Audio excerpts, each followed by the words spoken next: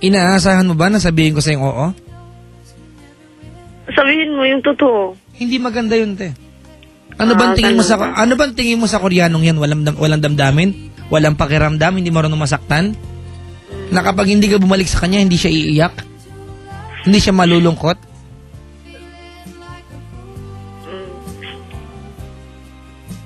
Tapos yung advice mo na lang, Papa Jack.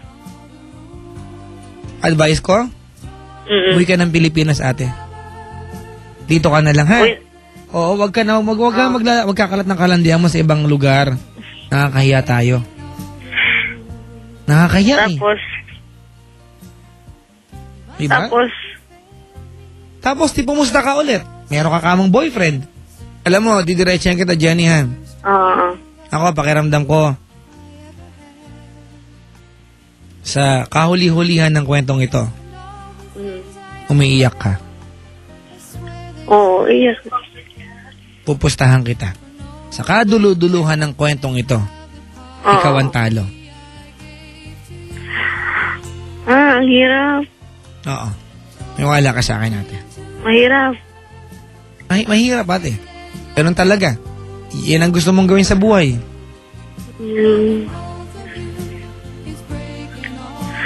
Mahirap.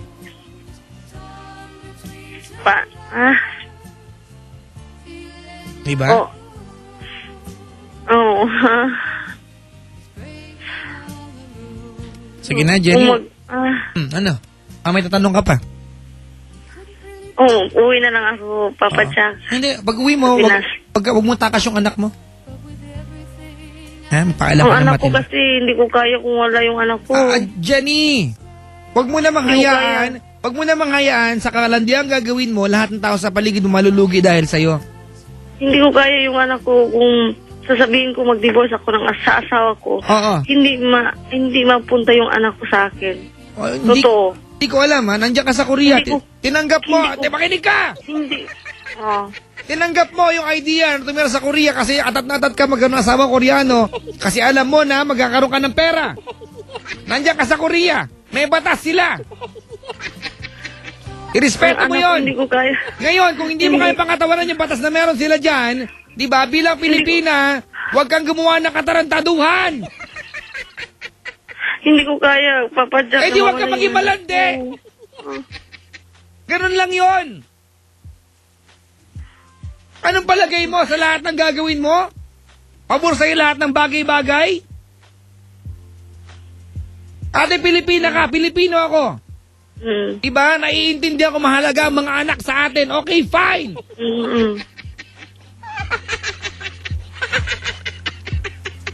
Pero hindi mangyayari sa iyo yan. Hindi mo kailangan mamili.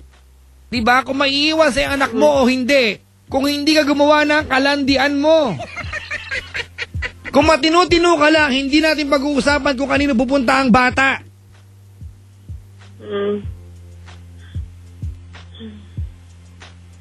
Alam mo, nakakapikong parte sa usapan natin? Alam mo kung ano? Ikaw yung gumagawa ng kalokohan, gusto mo ma-save ka sa lahat ng dapat kasalanan mo. Maliban sa'yo, sa kwentong ito, sino ba gumagawa ng kalokohan? Sabihin mo nga.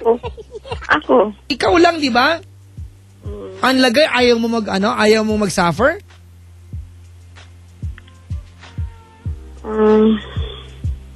Mahirap. Mahirap talaga, malandi ka eh. Ano na, Papa Jack? Ganito, Hello, Papa Jack. Jenny, ganito, ano? Ayoko nang sabihin sa'yo dapat mong gawin when it comes to your anak, bahala ka na, pakialaman mo yan, buhay mo yan. Kung ayaw makinig sa akin, nahihirapan ka. Okay, sige. Gusto kong sabihin sa'yo to. Alright?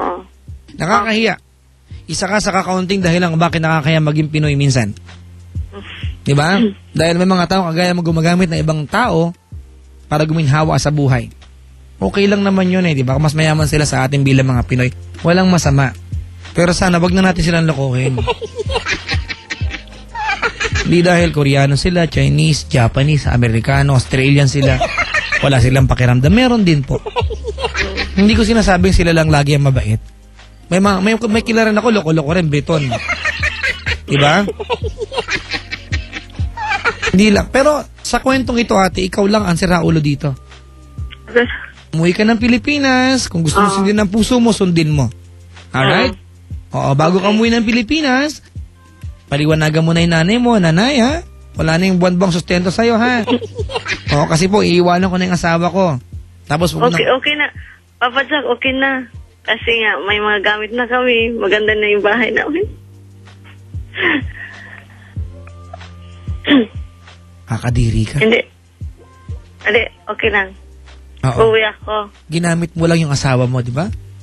Imagine mo, sasabihin. Minahal ko naman. Hindi. Ko naman yung asawa. Yung minahal, ginamit mo lang. Kakadiri ka. Ipinusta mo yung katawan mo at magiging Pilipina mo para lang magkaroon ng magandang bahay at maraming gamit. Nakakahiya ka. Hindi, ang kapal ng mukha mo. Hinapan ko din yan.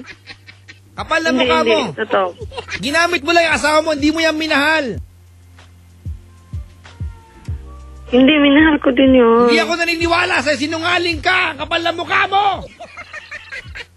Umuwi ka rito, dalawin mo ako para yakapin kita maigpit. Hindi ka makakahinga.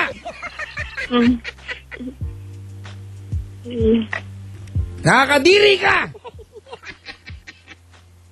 Nandiyan ka sa Korea, dinala ka dyan ng asawa mo, lolokohin mo siya, tapos sasabihin mo sa akin, hihiwalay ko na po kasi may gamit na kami, maganda na bahay namin. Hindi ko alam kung suportado ka ng nanay mo. Pero kung ganun pa man, kung suportado ka ng nanay mo rin makapal ang mukha. Hindi Wala siyang kayang ituro mabuting aral sa'yo bilang anak. Umuwi ka rito, ate, nakakahiya. Malalaman ng ibang tao, mga Koreano na mga Pilipina, may mga tao kagaya mo. Mukhang pera. Hindi naman. Mukhang pera ka. Papa Jack, pinaghirapan ko naman din yung pera. Ginamit mo lang siya, ate. Minahal ka ng taong yan. Dinala ka dyan, ibinahay ka. Pinapadalhan yung nanay mo buwan-buwan. Suportado kayo. Tapos sasabihin mo ngayong gabi, okay lang, maganda na bahay namin. Pinaghirapan ko din naman yun, Papa Jack. Kahit ano pa ang dahilan kung bakit may magandang bahay ka. Yang Koreanong yan nagbigay daan sa'yo. Anong ginawa mo? Niloko mo? Okay, fine. Lahat tayo mga kaibigan. Pag na may karelasyon, diba, at a certain point, we will have a change of heart. Diba? Ang nakakalungkot sa kwento mo, ate, dahil meron ka ng magandang bahay, hindi mo na kailangan tong Koreanong to sa buhay mo, aalis ka na. Hindi, pinaghirapan ko naman din yun eh. Parang hati-hati din kami niya. Huwag mo na akong pangatwiranan pa, Jenny, ha? Tapos, Papa Jack, uwi na lang ako. Umuwi ka na, ate. At huwag mong hayaan na magkasalubong tayo, baka patirin kita. Tapos, yung anak ko. Yung anak mo, daanin mo sa legal na pamamaraan. Kailangan magsakripisyo ka. Pag pinaiwan sa'yo ng, di ba, ng Korean government yan dyan sa Korea, ikaw dumala sa Korea. Ginusto mo yan eh. Para sa anak mo, antayin mo siya mag-18 para makadalo ng Pilipinas. Ganun. Yun ang batas nila eh. Ate, nagpunta ka dyan. Diba? Legal kang dinala ng asawa mo dyan. Tama, mali? Tama po. O, sumunod ka dun sa kanilang legalidad. Para pag nasa Pilipinas sila, yung batas natin, re-respetuhin din nila. Pwede naman po akong dumalaw, Papa Jack. Dito. Bahala ka. Sana madalaw mo. Korean citizen na po ako. Bahala ka, ate.